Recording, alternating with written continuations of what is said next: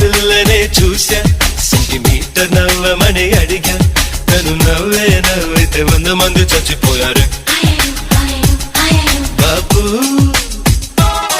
బాబు బాబు బాబు